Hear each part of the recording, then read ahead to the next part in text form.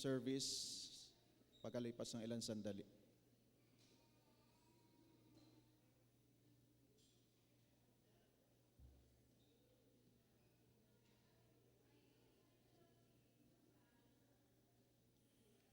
Once again, brothers and sisters, good morning. Praise God for the freedom that we can get together to worship our God.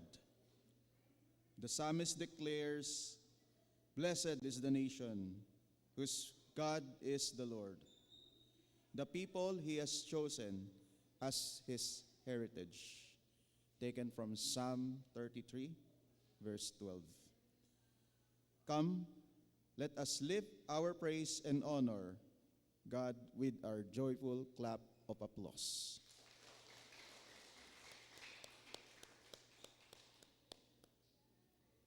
Brothers and sisters, at this moment, let us bow down our heads as we prepare for worship. In this silence, let us focus our thoughts on the faithfulness of our loving God and Father that enables us to carry on in whatever circumstances that we come in our way, in our day-to-day living. His faithful care is the nourishment we need to enable us to find strength in our spiritual reserves. In this moment, let us silently thank God that He remembers us always, wherever we are. Our concerns as His concerns, our pain as His pain, our victory is His joy. He loves us like no one else ever could. He willingly sent His beloved Son, our Lord Jesus, to the world to be our Savior. Let us be grateful that our Lord Jesus loves us even so well that His body bled on the cross to redeem us from sin and shame. This full measure of His love and faithfulness are beyond our finite mind. We can only respond with our hearts of gratitude, devotion, and affection. In our worship today, may the Holy Spirit instill in our hearts and our minds total dependence and genuine love for God. This is the core of our walk with Christ. And may our praises and thanksgiving be worthy and acceptable to God, our Almighty Father, who truly deserves our genuine worship.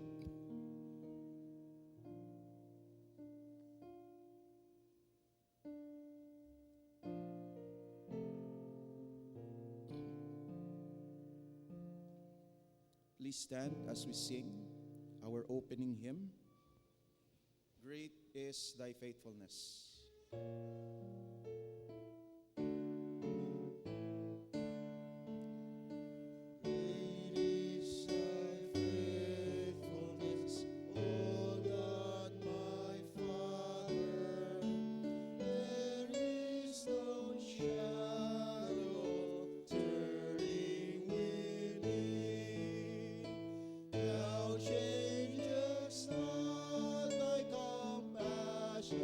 They fail not.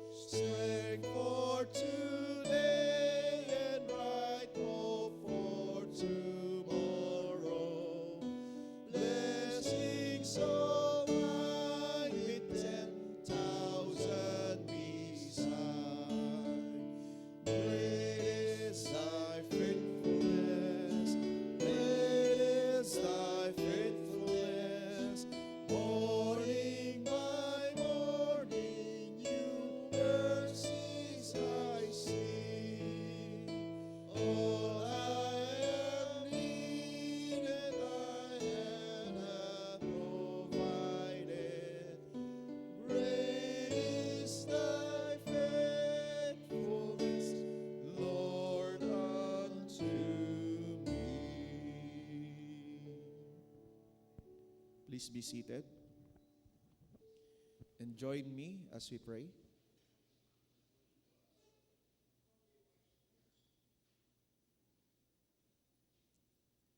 Oh, sorry. Let us, with one voice, read the call to worship that is taken from Psalm 128. Let's all rise.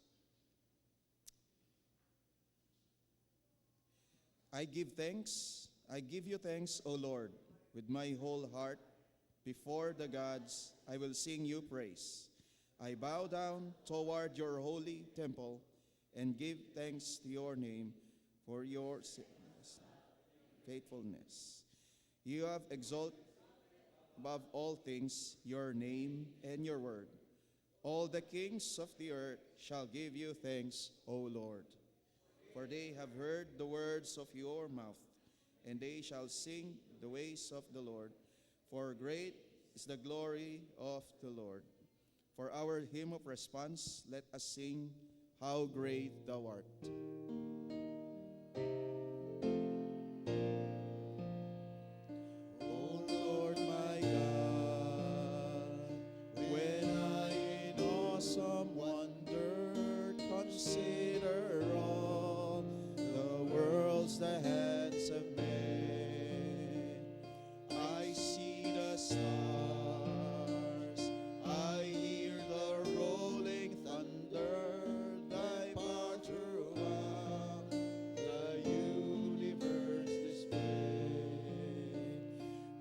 Sings my soul, my Savior God, to thee.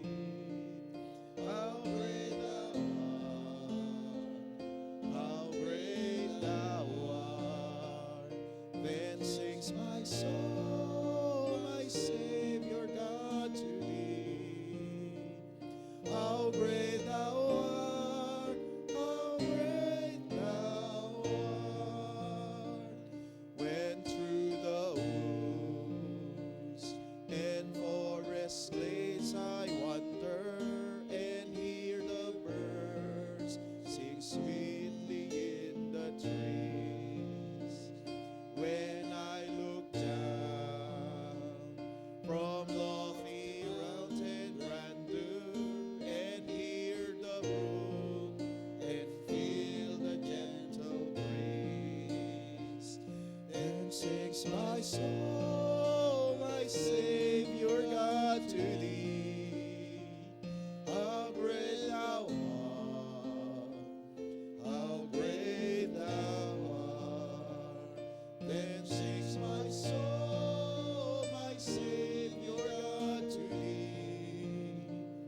How great thou art, how great thou art. And when I think that God his Son unsparing sent him to die, I scarce can take it in. That on the cross, my burden gladly bearing, he bled and died to take away my sin. Then sings my soul, my Savior God, to thee. How great thou art, how great thou art. Then sings my soul, my Savior God, to thee. How great thou art, how great thou art. When Christ shall come with shouts of acclamation and take me home, what joy shall fill my heart. Then I shall bow in humble adoration and there proclaim, my God, how great thou art.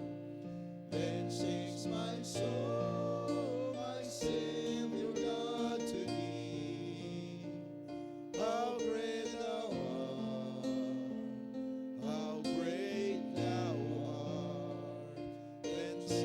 my soul, my Savior God, to thee.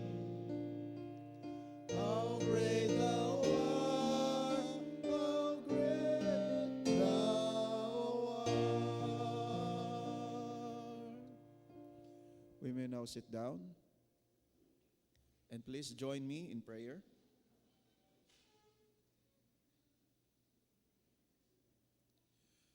O great and everlasting Father, we have come this morning. We are completely in awe of your attributes and great acts. We see your power and your majesty in every aspect of our lives. You are high and lifted up, and yet you empathize to us through your Son, Jesus Christ, who is our good and perfect high priest, our very present help in times of need. You are always good, and you never withhold from us good things, ever faithful, ever loving. You've been very faithful in the midst of this life, full of misery and suffering, darkness and storms. Yet you still very beautiful and meaningful and full of wonder, because you are the one who sustains and upholds it. And yet today, Father, we acknowledge that in our hearts, sin isn't absent. You can clearly see through our wickedness and filthy secrets. Our own righteousness are like filthy rags in your sight, and none has fully met your law's demands. And so, we recall, Father, what the psalmist says in Psalm 32, verse 1 to 2. Blessed is the one whose transgression is forgiven, whose sin is covered. Blessed is the man against whom the Lord counts no iniquity, in whose spirit there is no deceit. We seek your face, O Lord, and we confess that we walked the dark path and offended you. We ask that you forgive our transgressions and grant us your mercy. Thank you, Father, for this is possible through the blood of your Son, Jesus Christ, that through that blood that shed 2,000 years ago, pardon is possible. We humble ourselves and we say, Holy Spirit, we have grieved you. Come and reign once again in our lives. Make us worthy once again, and accept all our praises and worship this morning. This is our prayer in your most holy name. Amen. Let us sing as our hymn of response, It Is Well With My Soul.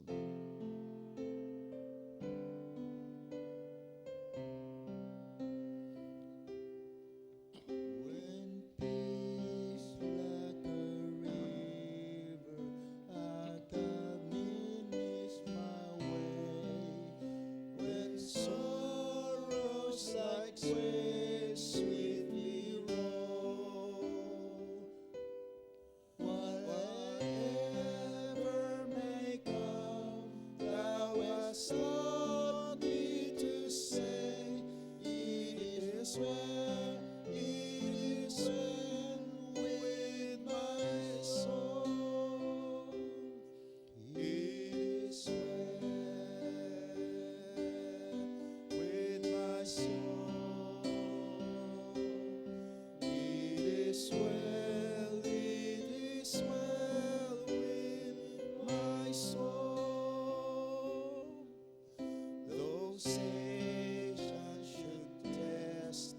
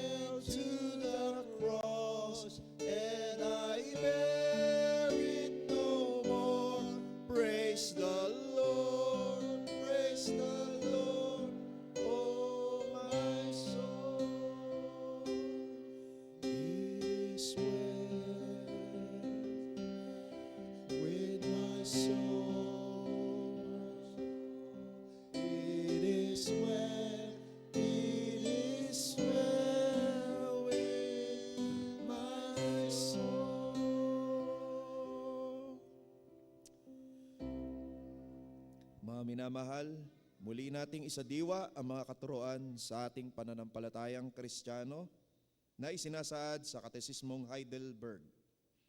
Ito po ang araw ng Panginoon, ika-25. Tanong, ipinahayag mo na sa pamamagitan ng pananampalataya lamang ikaw ay makababahagi kay Kristo at sa lahat ng kanyang pagpapala. Saan nagmula ang pananampalatayang iyon?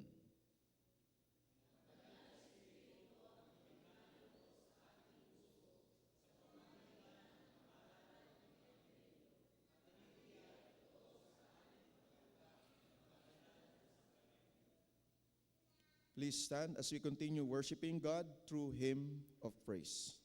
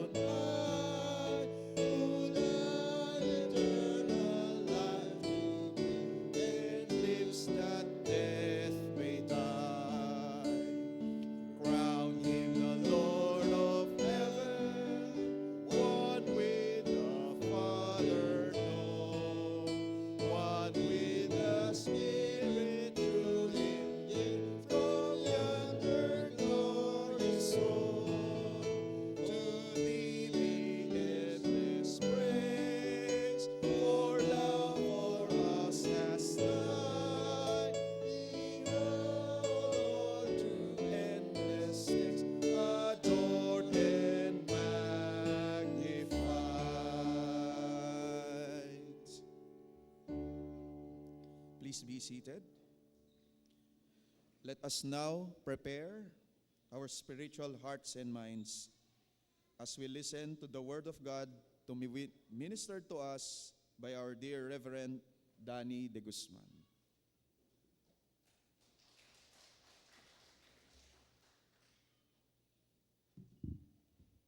May palakpak talaga. Pwede ba tayong muling tumayo at let us read our passage for this morning. Matatagpuan sa Acts chapter 9, 36 to 43. Nadidinig ba ako?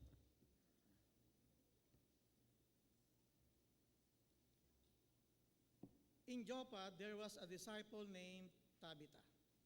In Greek, her name is Dorcas. She was always doing good and helping the poor. About that time, she became sick and died, and her body was washed and placed in an upstairs room.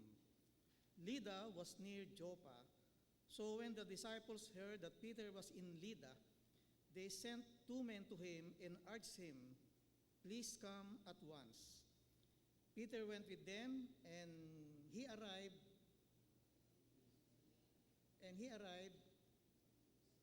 was taken upstairs to the room.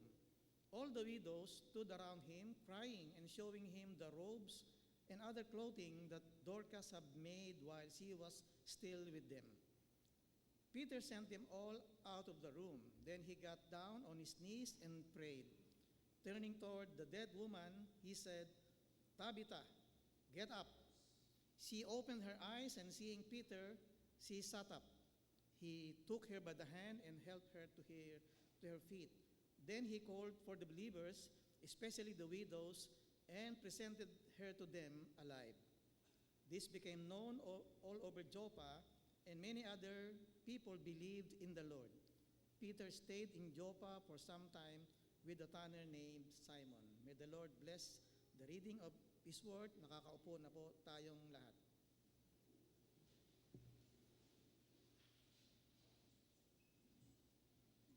Since the theme for this quarter is being fruitful in Christ, diyan na natin kukunin yung ating pag-aaral ngayong umaga sa umagang ito. Our topic will be the fruit of a disciple. If you are a person who is always doing good, who is into charitable work, and always helping the people in meeting their needs, if you are that kind of person, how would you like to be complimented? Complimented means kung paano ka susuklian, kung paano ka i-comment, paano mo gustong masuklian ang iyong kabutihan at pagkakawang gawa. Sa termino nating mga nasa simbahan, ang tawag natin doon sa pagtulong natin sa kapwa ay ministry.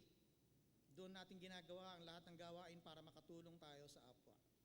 If you are active in the ministry and faithfully fulfilling the work of the ministry, how would you like to be complimented? Maraming tao sa ating paligid, kapag tumutulong, hindi naman sila naghahangad ng sukli o ng compliment. Pero sa batas ng Diyos, yung sinasabi niya, what you sow is what you reap. Sa ayaw at sa gusto mo, may babalik sa iyo na ganti o sukli doon sa ginawa mo sa iba. Sa iba ang tawag doon karma, pero hindi natin ginagamit yung term na yon. Sa atin, what you sow is what you reap. Maraming mga tao ang gustong may naiiwang legacy. Na kapag pumanaw sa mundo, yung legacy ay siyang nagiging parang naiiwang pamana o alaala sa mga taong nagpapaalala sa kanya. Legacy yon. Kung hindi maganda ang nagawa mo sa iyong buhay dito sa mundo, yung alaala na maiiwan mo ay hindi maganda o negative. Kung isa kang corrupt government official, yan yung corrupt na government official, nakikita niyo sa picture, yan. Kung nangungulimbat ka ng pondo ng bayan, kapag namatay ka, yun ang maaalala ng mga tao sa iyo kasi corrupt ka eh.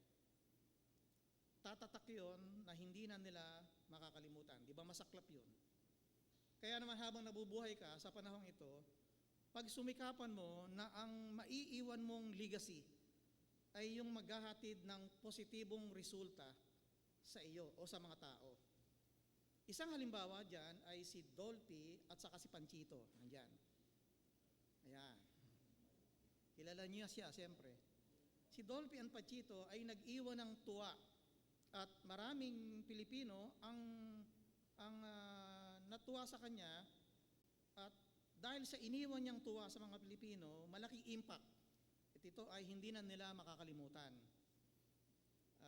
Kapag nagpapatawa sila, ay talagang binibili ng mga tao, hindi nila kailangan manlait ng kapwa para ka matawa. Pwede na nga pala tayong kumain sa McDo. Pwede namang isama din dyan si Henry C. Yan, si Henry C, gaya ni Dolphy and Panchito, malaking impact yung nagawa niyang mga mall sa buong panig ng Pilipinas. Kahit nga abroad, meron siya eh. Ipinatayo niya yung mga mall na yan para sa ating mga kababayan. At dahil dyan, permanente nang tatatak yan sa isipan ng mga tao at hindi na makakalimutan. Ang pasyalan niya, pag sinabing papasyalan buong pamilya, mall ang pinupuntahan.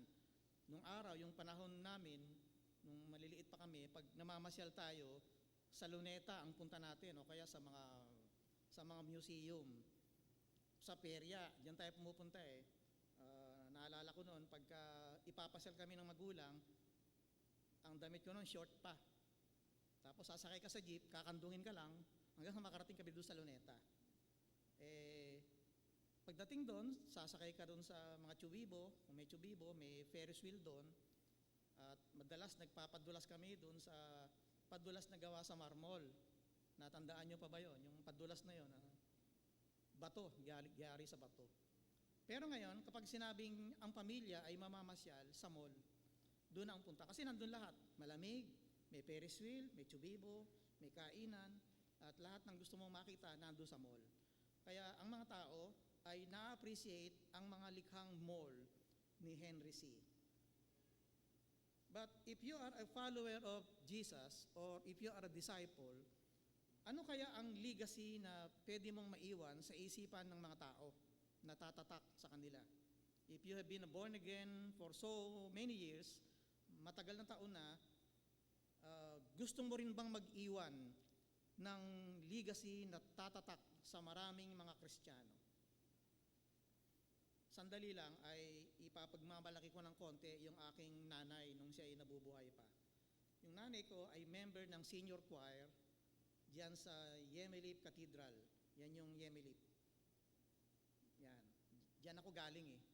Nandyan pa yan hanggang ngayon. Yung mga kapatid ko ay nandyan pa rin hanggang ngayon. Nakaugalian niya nung nanay ko, dahil siya ay member ng senior choir ng Yemelip, nakaugalian niya na magdala ng merienda tuwing Sabado ng hapon sa kanilang choir practice. Siguro mga grade 5, grade 6 ako noong mga panahon na yon. Ang dinadala niya ay hindi naman yung mga binibili sa bakery, yung mga tinapay, ensimada, hindi naman mga ganon. Ang dinadala niya, kundi yung mga luto, niluluto niya, yung mga goto, sopas, pansit, champurado, yung mga ganon. At ang pinakagusto ng mga kapatiran na laging special request, yung bang miswa soup, may broth ng chicken yon, na may halong chinap-chap na dugo ng, hindi ko lang kung baka yun o baboy, kasi square-square eh. Chicken, inalong dugo ng baboy, may miswa, siyempre malambot yon. At kapag kakinain mo, may chinap-chap pang mga dahon ng sibuyas. Gustong-gusto ng mga kapatiran yon. Ang pinakaayaw ko lang, kapag ginagawa niya yon, sinasama niya ako para taga-bitbit ng malaking kardero na may uling-uling pa yon. Isasakay ko yon sa jeep na wala kaming kotse, sasakay sa jeep at pupunta kami dun sa Tondo. Tondo yan eh. Ang bahay namin ay sa Grace Park, mga 2 sakay yun. Pagpunta doon, bit-bit ko yung kardero yun, nahiyang-hiya ako. Dahil ako yung taga-bit-bit eh. Hindi naman siya pwede mag-bit-bit, sasakay kami sa jeep. At ang masaklap pa doon, pagbalik ko kinabukasan, Sunday na eh, di magsisimba, pag uwi ko, bit-bit ko pa rin yung kardero na yon, na walang laman. Kasi ay hindi naman hinugasan, pero uuwi ko uli pagbalik, pag-uwi sa bahay. Nung namatay yung nanay ko, doon sa katedral, ay nagmistulang musical night. Ganon kasi kaming magkakapatid. We are into music, lahat kami. Kaya nandoon ang mga kapatid na parang musical night yung gabi. At nagkaroon ng munting eulogy, parang paalala na pagpapasalamat dun sa ginawa nung namatay. Ganoon naman lagi pagka-eulogy. Nandoon yung obispo, at ang sabi ng obispo ay sa kanyang eulogy, mamimiss namin yung miswa soup na may dugo ng baboy. Para sa akin, maliit na bagay, pero kung tutuusin, yun ang naaalala sa kanya. Yung paghatid niya ng pagkain sa choir practice. Sa tingin ko, yung legacy na yon ay iniwan sa akin ng nanay ko dahil ganyan-ganyan din yung ginagawa namin ni Ate Ivy kapag may prayer meeting kami sa Kamarin. Nagdadala ako ng lutong sopas, champurado, goto, ano man ang pwedeng imerienda namin sa aming prayer meeting. Hindi ko lang kayang gawin yung miswa na may dugo. Siguro minsan itatry ko kung paano gagawin yon. Naging kilala yung nanay ko dahil sa ganong gawain. Yung iniwan niyang legacy na tumatak sa isipan ng mga tao ay hanggang ngayon inaalala siya doon. And that is the fruit of her labor. And how about you? What legacy would you like to leave behind when you die? Lahat tayo papanaw. Whether we like it or not, pag namatay tayo, ang tanong doon ay, are you fruitful in the ministry that you are now doing? Sa kasalukuyan, nandyan ka sa ministeryong yan, fruitful ka ba dyan sa ministeryong yan? Ano ba ang kagandahan ng merong fruit sa ministry na kinabibilangan mo? Yan ang tatalakayin natin sa ating pag-aaral ngayong umaga. How was a fruitful disciple of Jesus complimented or commended or suklian? Paano ba sinusuklian o kino-compliment ang isang disciple bilang kanyang bunga?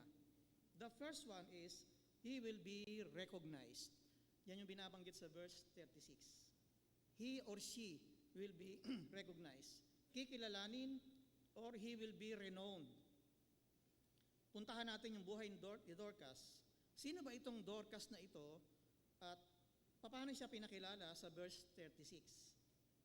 Sa Joppa ay may isang alagad ng babae na ang pangalan ay Tabitha. Sa wikang Griego, ang pangalan ay Dorcas. Ginugol niya ang kanyang panahon sa paggawa ng kabutihan at pagkakawang gawa. First, he was introduced as a disciple or follower of Jesus. She is a member of Christian community in Joppa. Noong mga panahong yon, tinatag nila Pedro yon, at naging Kristiyano, naging simbahan, nando doon si Dorcas o kaya Tabitha. It is very significant na ang pagkakilala sa kanya ay disciple.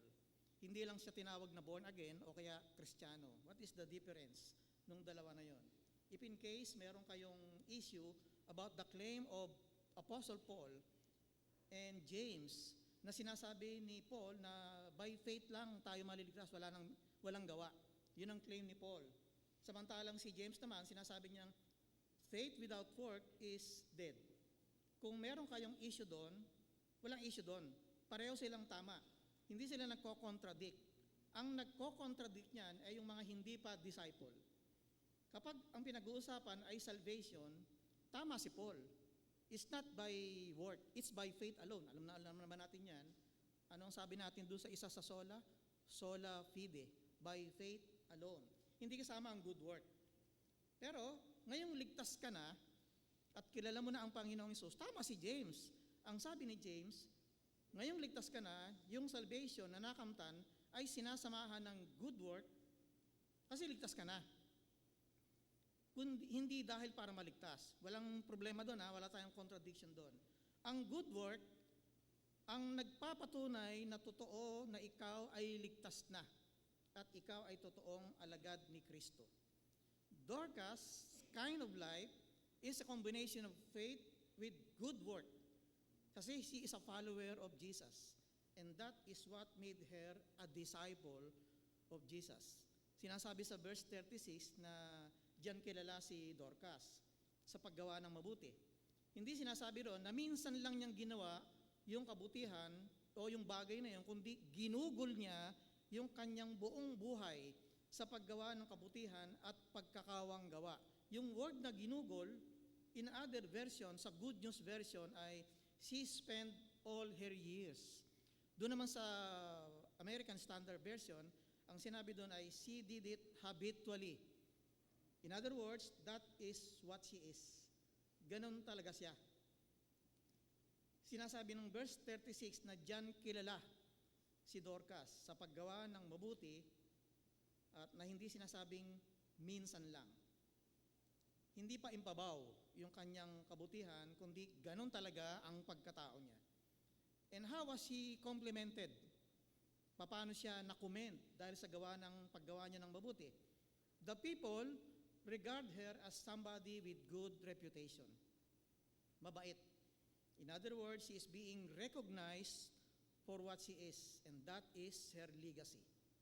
Yun ang iniwan niya, o maiiwan niya sa mga taong nakakakilala sa kanya. Sa ating buhay Kristiyano, how you relate with other people is how you define yourself. If your reputation is good, people will notice it. yung kabaitan na natural na lalabas sa iyo kasi ganun ka talaga, kasi mabait ka talaga. Hindi yung gagawa ka ng kabutihan minsan kasi may programa yung church at pagkatapos nun hindi na uulit. Kulang yon para i-recognize ng mga tao na ganun ka. Ano ba yung sinasabi sa atin ng Biblia sa Galatians 6:10? Ang sabi doon, therefore as we have opportunity, let us do good to all people, especially to those who belong to the family of God. Talaga ang concentration natin ay pagtulong sa kapwa. Pero pagtulong sa kapwa, ang priority, yung kapatiran. Kung miyembro ka ng simbahan, yun ang unang-una. Pero hindi mo ibig sabihin kakalimutan mo na yung labas kasi kasama yon sa opportunity na dapat mong gawa ng mabuti. So we have all the time in the world. Every hour, every moment is an opportunity to do good and be a good person sa lahat ng pagkakataon. Yung mga good ethics na dapat nating gawin at makita sa atin, gaya ng paglalabas ka ng bahay, dadaanan mo yung kumpare mo, sasabihin mo, pare, ano ba pagpe-pray natin sa iyo? Hindi natin masyadong ginagawa yon. Or yung nung araw, nagbibigayan pa ng ulam.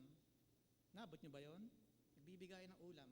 Nung araw, pag nagbigay kami ng ulam sa kapitbahay, isosoli yung mangkok, may laman ding ulam.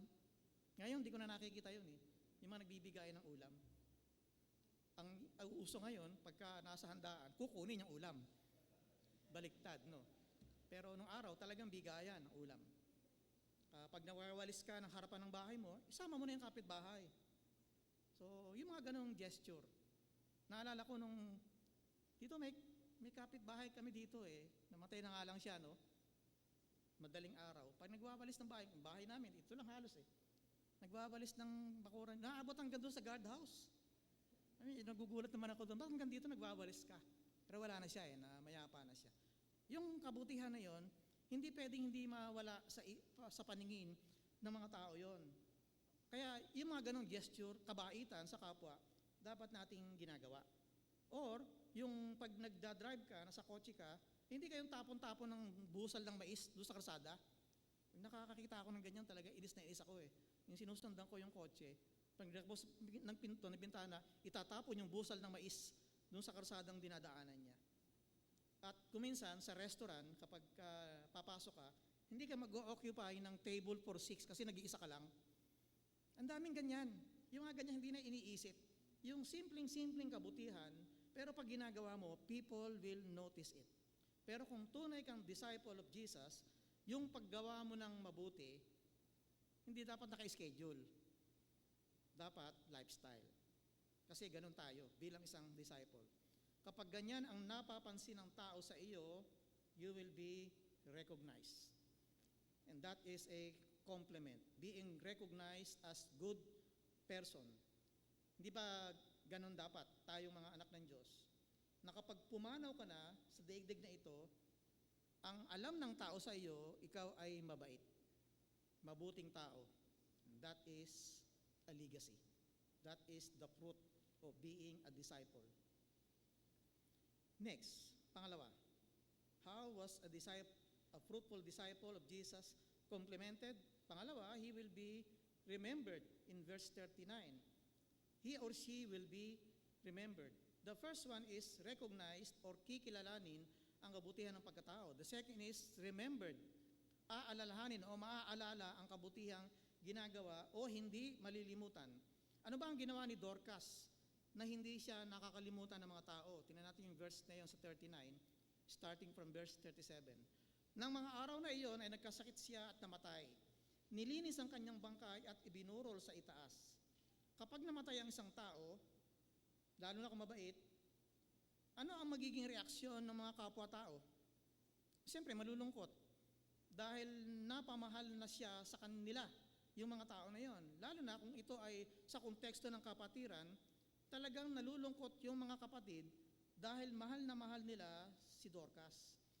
Parang devastated sila nung mamatay si Dorcas sa kanyang pagkamatay. Pero ang nakakapagtaka, hindi siya agad nilibing. Hindi siya inimbalsamo. Ang sabi ron ay nilinis lang at ng maligam-gam na tubig na ang kostumbre ng mga Israel, ng mga Hudyo, ay hindi ibuburol at ililibing agad. Ganon ang kustumbre. Walang binuburol. Pero siya binurol. Sa mga panahong yon, habang siya ay nakaburol, humingi sila ng tulong kay Pedro na nung panahon na yun na nandun sa area, nandun sa lugar.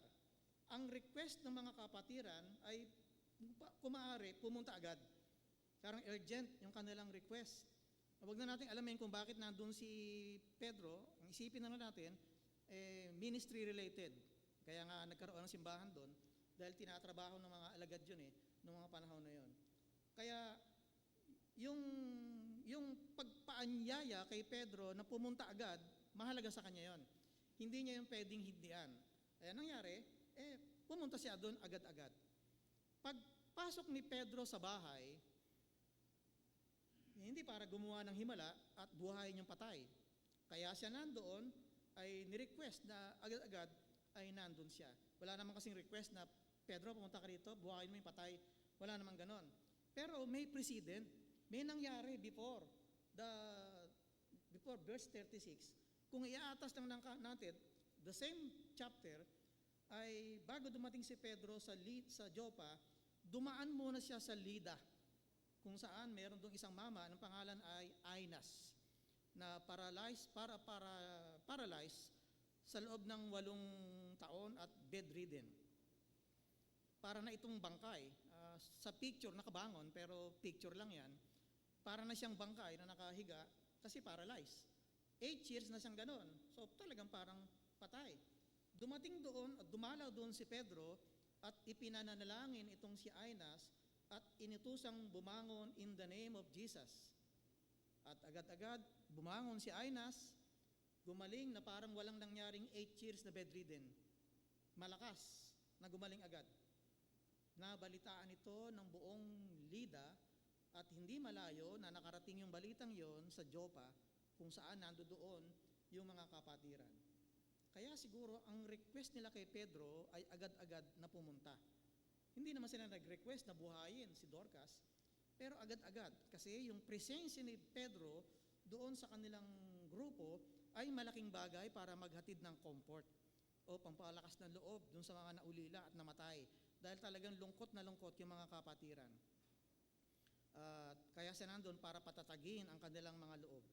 At dahil totoong nagdadalamhati ang mga kapatiran, si Pedro ang magpapalakas ng kanilang loob. Kaya pumunta siya doon. Ang nangyari pagpunta doon, sinasabi ng verse, kaagad lumapit sa kanya ang lahat ng mga byuda, umiiyak sila at ipinakita ang mga damit at mga balabal na ginawa ni Dorcas para sa kanila nung ito'y nabubuhay pa. Pagpasok ni Pedro doon sa bahay, agad-agad na pinakita yung mga damit na ginawa, tinahi ni Dorcas, na suot-suot nila o suot-suot na iba na tinuruan ding tumahi ng damit na yon. Alam ng marami kung ano yung ibig sabihin ng Dorcas. Nung araw meron tayong Dorcas, Ate Baby. Meron tayong ministry na ang pangalan ay Dorcas. Wala na ito ngayon Ano ang ginagawa natin doon? Nananahi. Nagtuturo tayong manahi sa mga kapatiran. So, ginaya natin yung konsepto na yon. Parang pagdating doon, ang pinaka-eulogy, ipinapakita ng mga tao kay Pedro, yung tinahi niyang damit. Ito po, Apostol Pedro, yung ginawa niya, kung hindi siya nagturo sa amin, hindi kami matututo nito. Parang yun ang eulogy. Yun pala ang charitable work na ginagawa ni Dorcas. Nananahi siya ng damit, nagtuturo para sa kanilang livelihood project. Para meron silang kitain. O ginagamit niya yung kanyang skill, yung kanyang mga alam para abutin ang mga tao. Kaya ang mga damit na yan ay nagsisilbing alaala na iniwan ni Dorcas sa kanyang pagpanaw.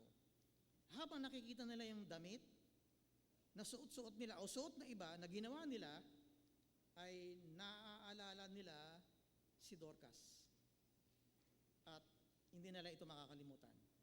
Because of the garments that Dorcas have made, the people will forever remember her. Tatatak ito sa kanilang isipan. And now, you as a disciple of Jesus, how do you want to be remembered? Paano mo gusto maalala ka? Pagka namatay ka, ayaw naman natin mangyari yon, gusto mo merong maaalala tungkol sa'yo. I'm sure meron kang kayang gawin. Meron kang skill. Hindi lang manahi. Marami tayo, iba-ibang skill. Meron ba rito na marunong magturo ng mga bata sa Sunday school? Meron bang marunong magkumpuni ng mga sirang gamit? Electric pan, ilaw. Meron ba ritong marunong mag-lead ng Bible study? Meron ba ritong umaawit o marunong gumamit ng mga instrumento para sa mga pananambahan? Meron ba rito na ang forte niya ay manalangin at ipanalangin ang iba? Meron ba ritong marunong magluto ng pagkain? Maraming mga skill na pwede mong gamitin para maabot ang mga tao. Sa mga skill na yan, gagamitin mo ito para ikaw ay makatulong sa iba simply because tayo ay follower ni Jesus. At diyan ka nila maaalala kapag ginagawa mo yan. Kapag dumating ang kamatayan, ayaw naman nating mangyari, hindi ka nila makakalimutan. Kasi yan yung pinakatatak mo eh. Kapag nakita nila yan, naalala nila ikaw yon. And you will be forever remembered. Kapag nagsalaki na yung mga batang tinuturoan mo sa Sunday school, kapag napansin nilang sira yung mga electric fan, naalala ka nila doon. Kapag nakakita sila ng particular dish na niluluto mo ng araw, maaalala ka nila doon. Kapag nakakakita ka ng Bible study group na dati ikaw nagtuturo, maaalala ka nila doon. Kapag umawit na ang choir, maaalala ka nila doon, at marami pang iba. Diyan sa mga skill na yan, tatatak na ikaw ay minsang ginamit ng Panginoon para maging follower of Jesus. And that is the fruit of a disciple. Pangatlo, puntahan natin pangatlo. How was a fruitful disciple of Jesus complemented? Ang pangatlo ay, he will be rewarded. Gagantimpalaan. Pagpasok ni Pedro sa bahay ni Dorcas, agad-agad siyang sinalubong ng mga kapatiran na ipinapakita yung mga damit. Ganun ang ginawa eh. Tinahi ni Dorcas yan, ipinapakita ng mga kapatiran. Kanina, yung invitation sa kanya, urgent. Pedro, lumapit, punta ka rito, dalawin mo kami, agad-agad. Urgent eh. Agad-agad, pumunta siya doon. Pero pagdating doon, nakuha pa nilang ipakita yung mga damit. Sabi nila, agad-agad eh. Kung nandiyan na si Pedro, gawin mo agad kung ano yung dapat mong gawin. Pero hindi, nagpakita pa sila ng mga damit at nagkwento pa ng mga bagay na magaganda tungkol kay Dorcas. Eh kasi wala naman nagre-request na pagdating ni Pedro doon, bubuhayin niya. Wala namang sinabing ganon. Pero, meron siyang reward, si Dorcas. Ano ang reward ni Dorcas na ipinagkaloob sa kanya dahil sa kanyang kabutihan ginagawa? Sa verse 40, sundan natin yun, pinalabas ni Pedro ang lahat at siya'y lumuhod at nanalangin. Pagkatapos, sumarap siya sa bangkay at sinabi, Tabita, bumangon ka. Ari bang gawin ni Pedro yon? Bubuhayin niya yung patay? Eh, hindi ba kapag ang patay ay naimbalsa mo, hiwa-hiwa na yun eh. Tanggal na yung kung ano-ano doon, hindi mo na pwedeng buhayin yon. It's a good thing, hindi naman siya inimbalsa mo. Hinugasan lang siya ng maligamgam na tubig at ibinurol. So, parang kumpleto pa yung kanyang katawan. Dahil doon, dumilat, sabi niya, balikan natin, Tabita, bumangon ka. Dumilat si Tabita at naupo nang makita nito si Pedro.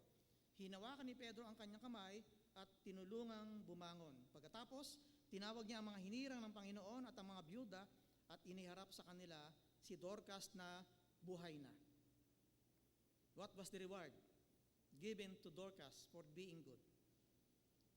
Hindi ibig sabihin, kapag mabuting tao ka, pag namatay ka, bubuhayin ka. Hindi yon. Hindi yon ang reward. Dorcas was not resurrected. Hindi naman siya talaga inimbalsa mo. Pinaliguan, maligamgam at nilinis. The term used was resuscitated. Ano ba yung resuscitated? Meaning, ni-revive of her old self.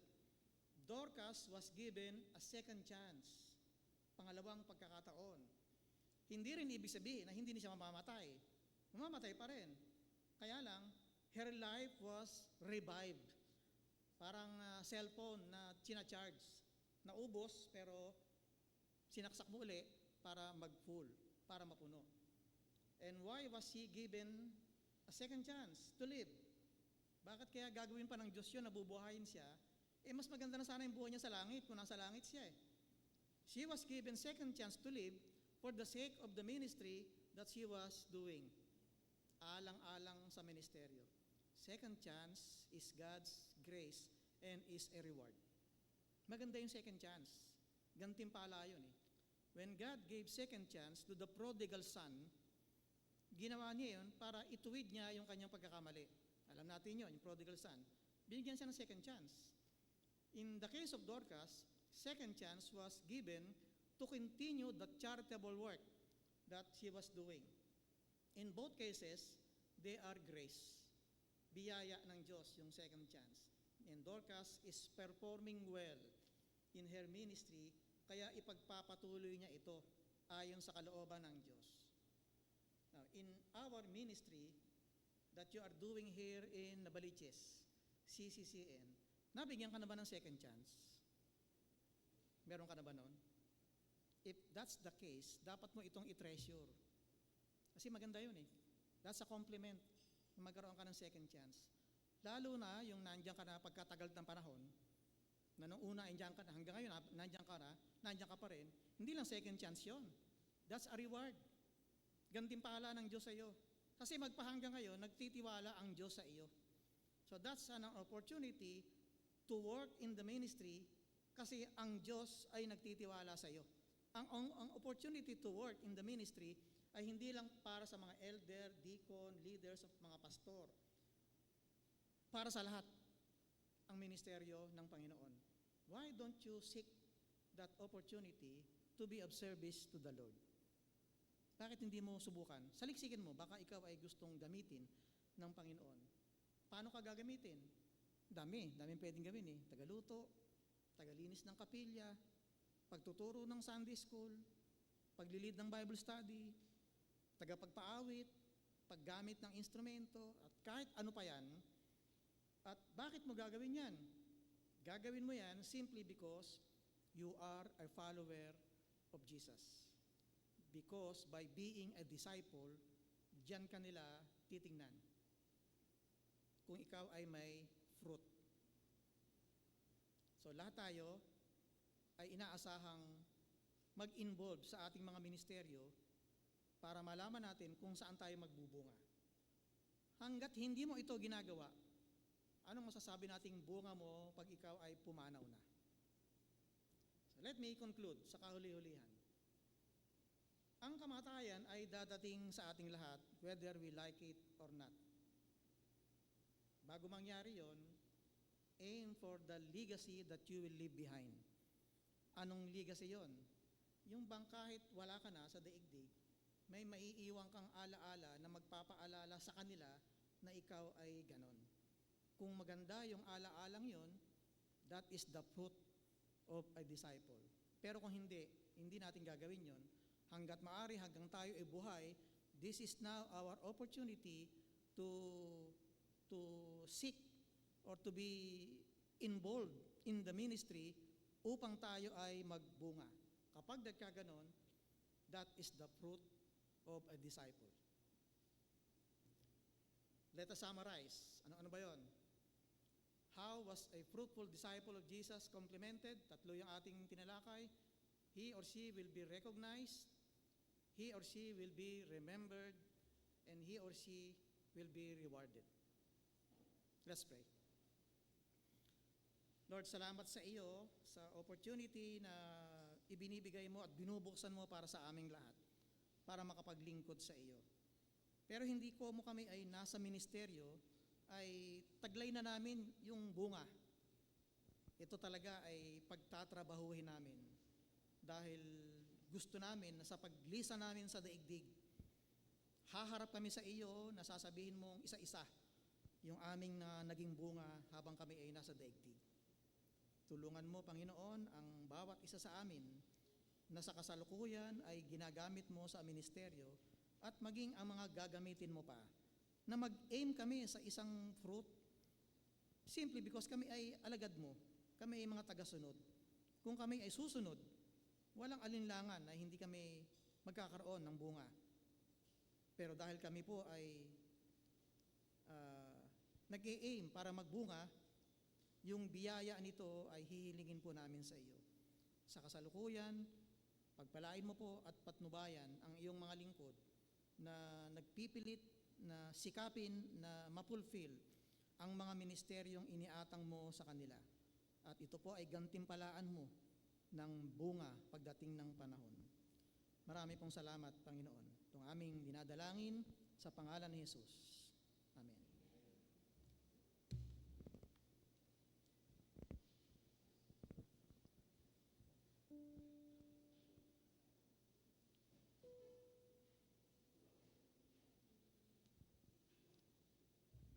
Let us rise and sing our hymn of response.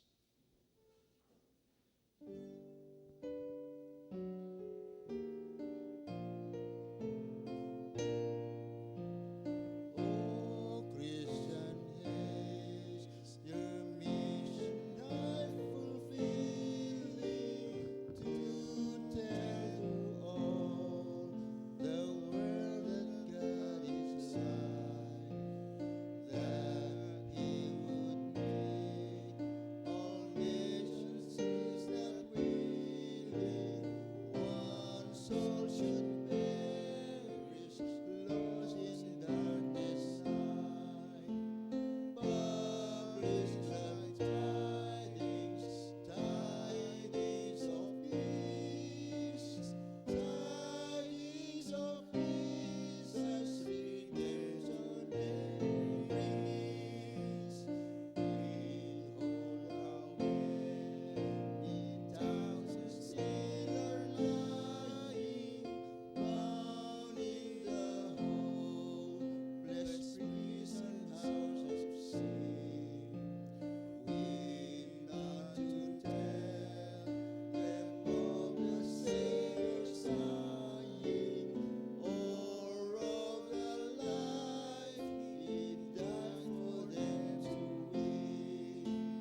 Publish the tidings, tidings of peace, tidings of Jesus' redemption and release. Proclaim to every people, tongue and nation, that dying hope they live and move His love. Tell how He soon to save His lost creation, and died on earth that man might live above. Publish the tidings, tidings of peace, tidings of Jesus' redemption and release. Give of your own to bear the message glorious. Give of your wealth to speed them on their way. Pour out your soul for them in prayer victorious, and all you spend now Jesus will repay. Publish the tidings, tidings of peace, tidings of Jesus' redemption and release. Let us now be seated. Brothers and sisters, let us praise God for the wonderful words of life that we have heard. And as a fitting response to God's goodness and obedience to His mandate, let us now bring our tithes and offerings. And before that, may I read to you an exhortation from Psalm 54, verses 6. With a freewill offering, I will sacrifice to you. I will give thanks to your name, O Lord, for it is good. Let us call now on our deacons to collect our tithes and offerings.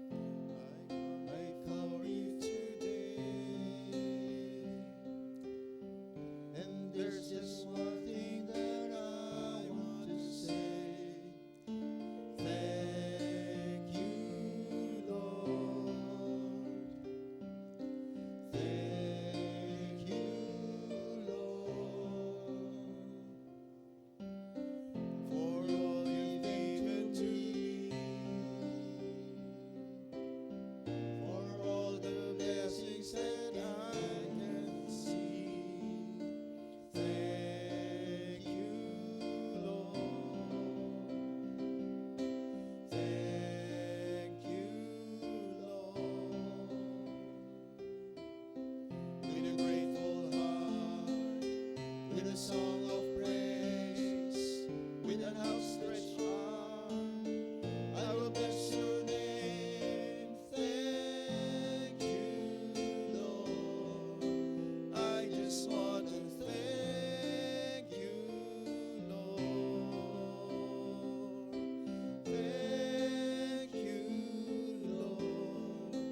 I just want to thank you, Lord. Thank you, Lord.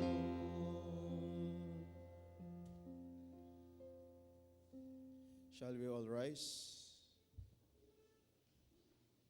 Let us pray. Our faithful Father, we have come with grateful hearts for giving us opportunity to give back some portions of your bounty for the work of your kingdom here on earth. We thank you, Father, that you have not withheld anything good from us. For that, we are giving back to you some portions of these blessings. Accept these gifts, O Lord, and bless it, so that more soul may turn back to you. We pray that may your kingdom come, O Lord, and that your will be done here on earth as it is in heaven. This is our prayer in Jesus' name. Amen. Let us sing our doxology.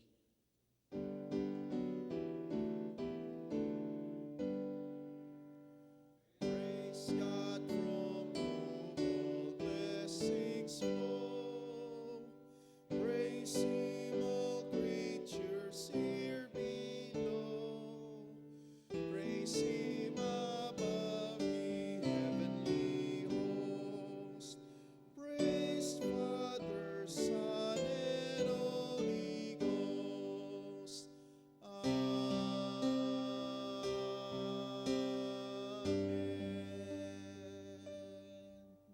Please be seated.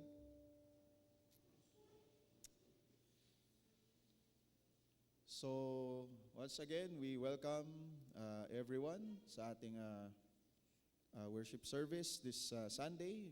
Kung meron pong mga nanonood sa ating online worship, we are welcome once again to join us sa mga susunod na worship services natin.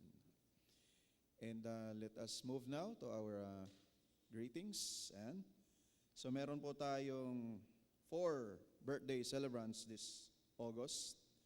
So let us greet Elder Bart Villegas, August 24. Ayan. August 25 po, Deacon Linda Haro. And meron pa tayong dalawa na August 25 din kay let us greet Revelyn de Guzman on August 25. Tsaka kay Elder Federico Barge.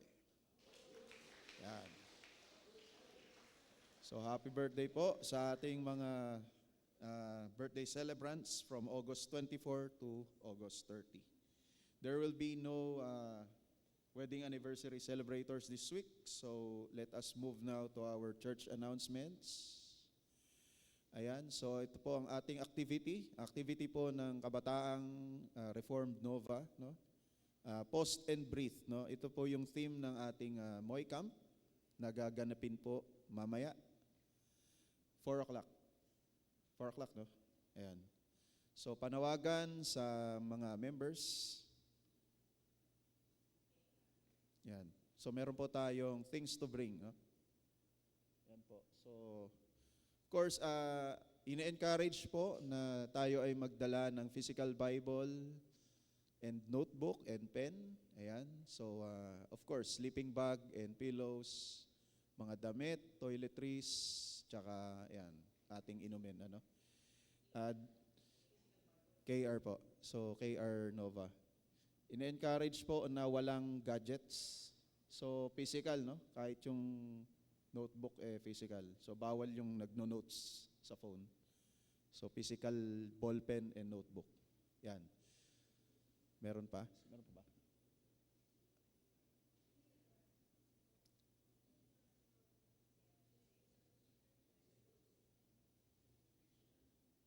ayun, si, may magsasalita ba? For the restrictions?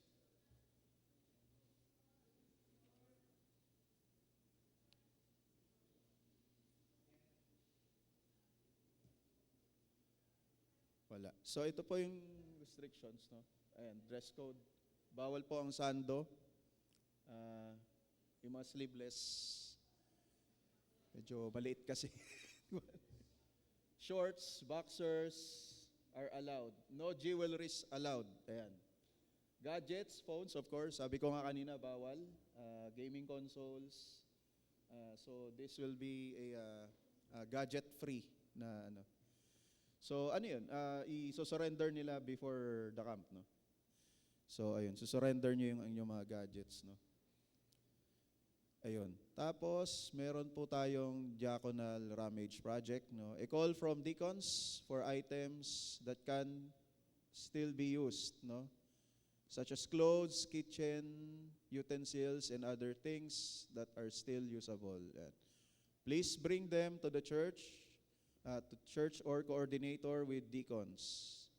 This project is for the outreach in Citrus, ayun, where we will be giving a mini Christmas Noche Buena package. Ayan. So panawagan po ng ating diaconal. Ayan. Prayer meeting every Wednesday po, 9 a.m. dito po sa ating worship hall. So gusto po nating munta. Ayan. CCCN bundle of 7. Meron po tayo dyan sa likod. So please kumuha na lang po tayo ng bundle of 7. And so kung wala na po, may call now on Pastor. Visitors. Sorry. Meron po tayo visitor pala. Kung marinig nyo po ang inyong pangalan, maaari po ba tumayo? Si Princess C. Alejandro. Ayan. Ayan. So welcome po sa ating worship service. Ayan, sige, kung baka may nakalimutan pa po ako. Sige, ayan. So wala na po. Sige po, closing prayer. Pasensya na po sa lahat. Naging gawain ko kasi sa Kamarin na kapag may birthday ay tinatawagan sa harap. Meron ba ditong binanggit kanina na narito ngayon? Kung pwede kayo lumapit sa harap. Yung paglapit nyo sa harap ay simbolo ng pagpapasalamat nyo sa Diyos.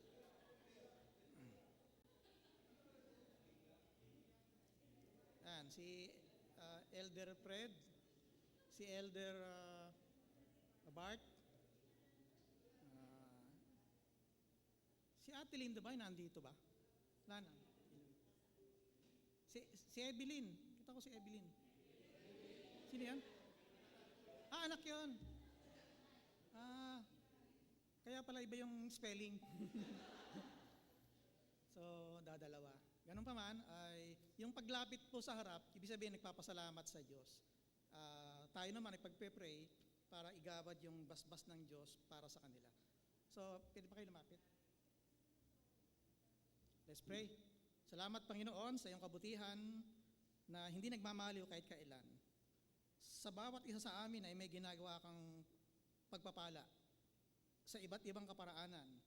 Narito po ang iyong mga anak na dinagdagan at dinugtungan mo ng mga taon, maraming taon sa kanilang buhay at umaasang maraming pang mga taon ang idudugtong mo sa kanila.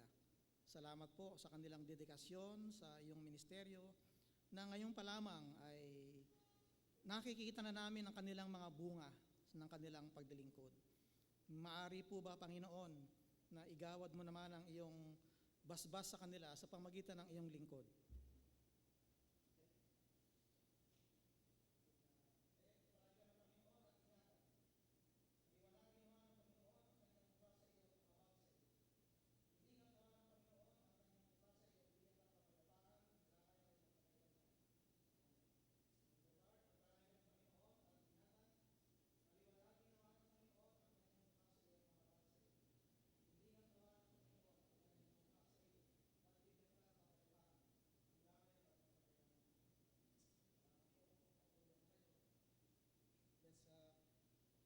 pray. Salamat po, Panginoon, sa patnubay mo sa aming pananambahan.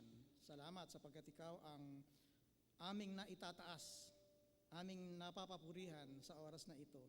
At kung ano man po ang mga daladala namin kanina, mga pasanin, aalis po kami at uuwi na daladala naman ay kapayapaan, mga hamon at inspirasyon mula sa iyo at sa iyong mensahe. Bago mo kami ihatid sa aming mga tahanan, ipagkaloob mo naman ang iyong bendisyon sa pamamagitan ng iyong lingkod para sa aming lahat. Kongregasyon ng Nabaliches, tanggapin ninyo ngayon ang pagpapala ng Panginoon mula sa kanyang lingkod. Ang walang hanggang pag-ibig ng ating Diyos Ama na nasa langit, ang patuloy na pagliligtas ng ating Panginoong Hesus, at ang kaaliwan at pakikipisan ng Diyos Espiritu Santo ay palaging sumaatin mula ngayon at magpakailanman. Amen.